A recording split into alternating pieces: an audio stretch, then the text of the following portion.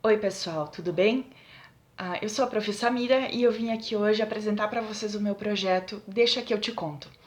Em cada um dos vídeos eu pretendo fazer a leitura de um conto, pode ser um conto nacional, como pode ser um conto internacional, e esse projeto tem por objetivo alcançar as pessoas que estão em isolamento social, em especial os vovôs e as vovós, que por muitas vezes têm limitações para fazer leitura ou para se envolver com alguma obra, algum texto. Então eu vim aqui hoje para contar essa história, tá certo? Hoje eu escolhi um conto do Edgar Allan Poe, um grande escritor do romantismo americano. E o conto que eu escolhi é um conto curto e ele chama O Coração Delator. Vamos lá? Então ele começa com uma epígrafe muito bonita, dizendo o seguinte: defino a poesia das palavras como criação rítmica da beleza. O seu único juízo é o gosto. Iniciando o conto, então. É verdade! Nervoso, muito nervoso, pavorosamente nervoso, tenho estado e estou. Mas por que você dirá que estou louco? A doença aguçou-me os sentidos. Não os destruiu, não os atenuou. Mais que todos, o sentido da audição foi intensificado. Eu ouvia tudo, do céu e da terra. Eu ouvia muitas coisas do inferno. Como então? Estou louco? Ouça com atenção e observe a sanidade, a calma com que posso contar a você toda a história. É impossível dizer como a ideia começou a surgir na minha cabeça, mas uma vez concebida, ela passou a me assediar dia e noite. Motivo não havia nenhum, paixão não havia nenhuma. Eu gostava do velho. Ele nunca me prejudicou, nunca me insultou. O ouro dele não me apetecia. Acho que foi o olho dele. Sim, foi isso. Ele tinha o olho de um abutre, o olho azul embaçado, coberto por uma membrana. Quando o velho olhava para mim com aquele olho de abutre, meu sangue congelava. E então, aos poucos, bem aos poucos, eu finalmente decidi que tinha de tirar a vida do velho e assim me livrar daquele olho para sempre. Agora essa é a questão. Você acha que eu estou louco? Loucos não sabem de nada, mas você deveria ter me visto. Deveria ter visto com que sensatez eu agi, com que cuidado e que prudência, com que dissimulação fiz o meu trabalho. Eu nunca tinha sido tão amável com o velho como fui durante toda a semana antes de matá-lo. E todas as noites, por volta da meia-noite, eu girava o trinco da porta dele e a abria. Ai, com tanta delicadeza! E então, quando já tinha aberto a porta o suficiente para que minha cabeça passasse, eu passava por ali uma lanterna escura, toda coberta, coberta para que nenhuma luz se projetasse. E depois eu esticava a cabeça para dentro. Ai, você acharia graça se visse a destreza com que eu passava a cabeça pela abertura. E eu o movia devagar, bem devagar, para não perturbar o sono do velho.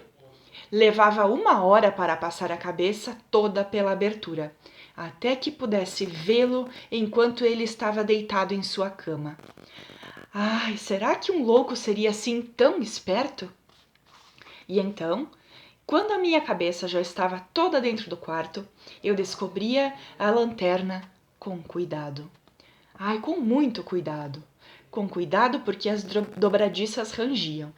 E eu a descobria só um pouquinho, de modo que apenas um raio pequeno e fino de luz se depositasse sobre aquele olho de abutre. E fiz isso por 7 longas noites, sempre à meia-noite. Mas encontrava o olho sempre fechado, e então era impossível fazer o trabalho. Porque não era o velho que me perturbava, era o olho maligno que ele tinha. E a cada manhã, quando o dia nascia, eu ia audaciosamente até o quarto e falava com ele corajosamente. Chamava-o pelo nome com um tom cordial e perguntava a ele como tinha passado a noite. Então, veja que ele teria de ser um velho muito sagaz, de fato, para suspeitar que toda noite, exatamente à meia-noite, eu observava enquanto dormia. Na 8ª noite, fui mais cauteloso do que costumava ser ao abrir a porta. O ponteiro dos minutos de um relógio se movia mais rápido do que minha mão. Nunca antes daquela noite eu tinha sentido o alcance dos meus próprios poderes, da minha sagacidade. Eu mal podia conter o meu sentimento de triunfo. Pensar que lá estava eu, abrindo a porta, pouco a pouco, e ele sequer olhando com minhas intenções e pensamentos secretos. Cheguei a rir discretamente da ideia, e talvez ele tenha me ouvido, porque ele se mexeu na cama de repente, como se estivesse alarmado. Agora você pode pensar que eu recuei, mas não. O quarto dele estava negro como o breu, com a escuridão espessa, já que, temendo ladrões, o velho mantinha as persianas sempre bem fechadas. Por isso eu sabia que ele não conseguiria ver a porta sendo aberta, e continuei empurrando-a com firmeza. Com firmeza. Eu já estava com a cabeça lá dentro e pronto para descobrir a lanterna, quando meu dedão escorregou no fecho da lata e o velho saltou da cama e gritou: "Quem está aí?" Fiquei imóvel e não disse nada. Por 1 hora inteira não movi um músculo sequer, e durante esse tempo não o ouvi se deitar. Ele continuava sentado na cama, escutando, assim como eu tinha feito, noite após noite, prestando atenção aos relógios da morte dentro da parede. Naquele momento, ouvi um ligeiro gemido, e eu sabia que era o gemido de um terror mortal. Não era um gemido de dor ou pesar. Ah, não! Era o som baixo e contido que vem do fundo da alma quando ela está tomada pelo pavor. Eu conhecia bem aquele som. Muitas noites, à meia-noite, quando o mundo todo dormia, o som tinha vazado do meu próprio peito, aprofundando com o seu eco pavoroso os terrores que me ocupavam. Digo que os conhecia bem. Eu sabia que o velho sentia e tive pena dele, embora meu coração gargalhasse. Eu sabia que ele estava acordado desde o primeiro ruído, quando se virou na cama. Os temores desde então vinham crescendo dentro dele. Ele vinha tentando imaginar que os temores eram infundados, mas não conseguia.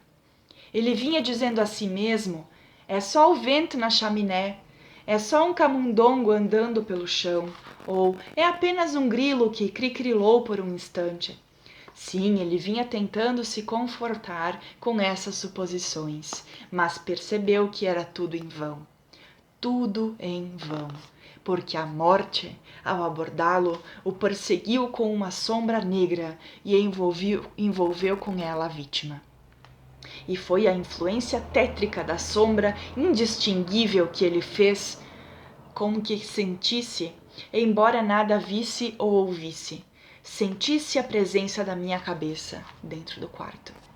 Depois de ter esperado por longo tempo, com muita paciência, sem ouvir o velho se deitar, resolvi abrir um pouquinho, bem pouquinho a lanterna.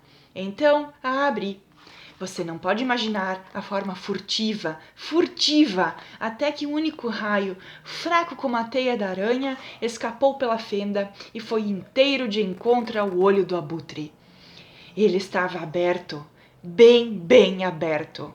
E eu fiquei furioso quando olhei para ele. Eu o vi com perfeita clareza, aquele azul desbotado, coberto por um véu hediondo que gelou meu osso até o tutano, mas não pude ver mais nada do rosto ou da pessoa do velho, porque tinha direcionado o raio, como que por instinto, precisamente sobre o maldito olho. E eu não lhe disse que o que você pensa ser loucura não passa de extrema sensibilidade? E agora eu digo, chegou aos meus ouvidos o som baixo, abafado e rápido, como de um relógio envolto em algodão. Eu conhecia bem aquele som. Também. Era a batida do coração do velho. Aquilo aumentou a minha fúria, como a batida de um tambor estimula o soldado a ser corajoso. Mas ainda assim me contive e permaneci imóvel. Eu mal respirava. Eu segurava a lanterna sem me mover. Tentei com toda a firmeza que podia manter o raio sobre o olho. Enquanto isso, a batida infernal do coração aumentava. Foi ficando mais e mais rápida, e mais alta a cada instante que passava.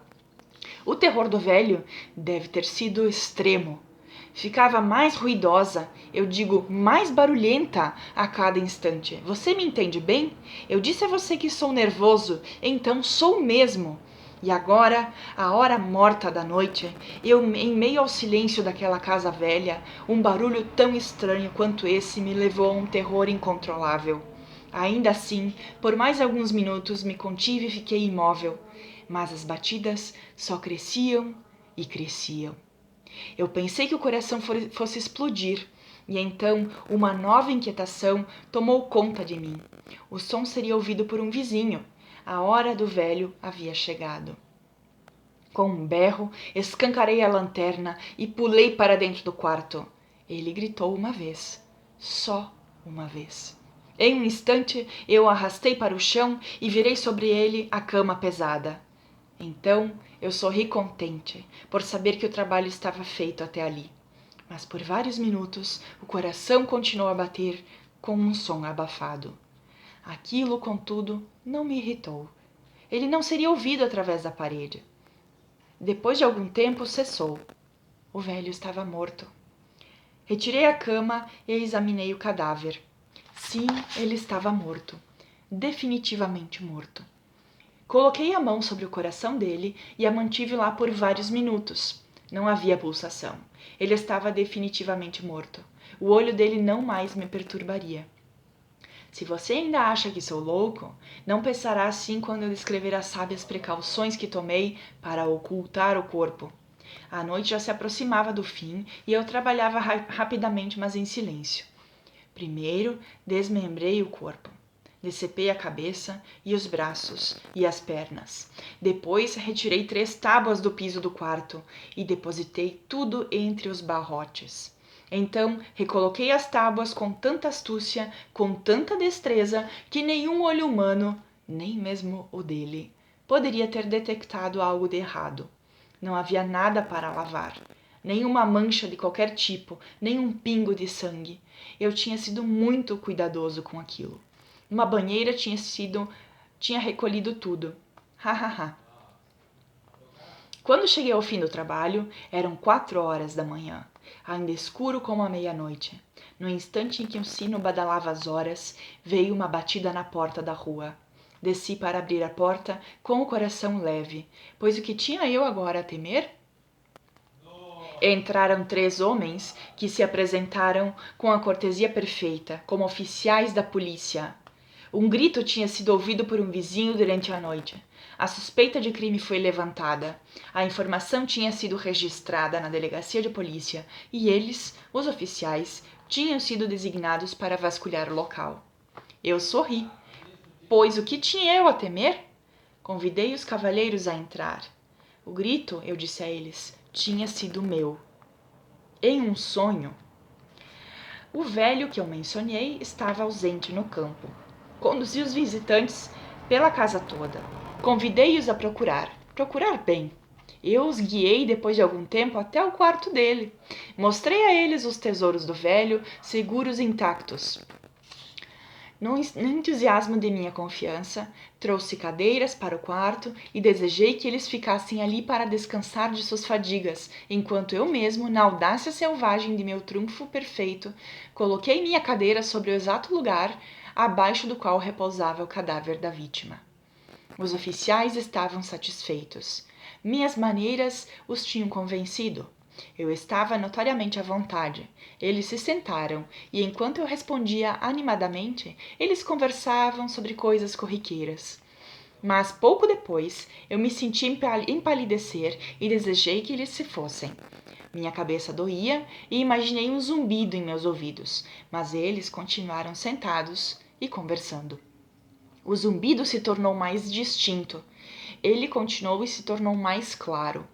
Eu falava com mais liberdade para me livrar da sensação, mas o zumbido continuou e ganhou precisão, até que afinal descobri que o barulho não vinha de dentro dos meus ouvidos. Não admira que agora eu estivesse muito pálido, mas eu falava com mais fluência e em voz mais alta. Mas o som crescia, e o que eu podia fazer era um som baixo, abafado e rápido, bem parecido com o som de um relógio quando ele está envolto em algodão. Eu arfava em busca de ar. Mesmo assim, os oficiais não ouviam. Eu falava mais rápido, com mais veemência, mas o barulho crescia continuamente. Eu me levantei e falei sobre trivialidades, em um tom alto e gesticulando com energia, mas o barulho continuava a crescer com firmeza. Por que eles não iam embora? Eu dava passos pelo chão, para lá e para cá, com passadas largas e pesadas, como se estimuladas à fúria com a observação dos homens. Mas o barulho continuava aumentando. Deus, o que eu podia fazer? Eu espumava, eu delirava, eu praguejava, eu balançava a cadeira na qual estava sentado e fazia ranger as tábuas, mas o barulho estava acima de tudo e continuava a aumentar. Ele cresceu mais e mais e mais. E mesmo assim, os homens tagarelavam animadamente e sorriam. Seria possível que eles não o ouvissem? Deus Todo-Poderoso! Não, não, eles ouviam. Eles suspeitavam. Eles sabiam. Eles estavam zombando do meu horror. Foi o que pensei e é o que penso. Mas qualquer coisa seria melhor do que essa agonia. Qualquer coisa seria mais tolerável que essa chacota. Eu não podia mais suportar aqueles sorrisos hipócritas. Sentia que precisava gritar ou morrer. E agora, de novo, ouça! Mais alto! E mais alto! E mais alto! Mais alto! Canalhas! Eu gritei. Sem mais dissimulação, eu confesso o feito. Arranquem as tábuas. Aqui, aqui. É a batida do maldito coração. E aqui termina mais uma história. Espero que vocês não tenham ficado muito horrorizados. Um abraço. Até mais.